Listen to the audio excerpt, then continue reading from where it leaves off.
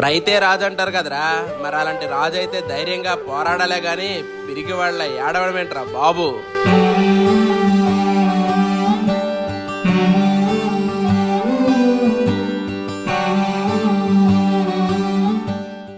అన్నా చిన్న హెల్ప్ అన్నా. ఏంటి తమ్ము, ఏమి హెల్ప్ కావాలి? నువ్వు కొంచెం బేగ చచ్చిపోవా, నాకు చికెన్ భోజనాలు తినాలని ఉంది. నువ్వు చికెన్ భోజనం తినడం కోసం ఈడి చచ్చిపోవాలా? ఓ నువ్వు చచ్చిపోన్నా పర్నేదా,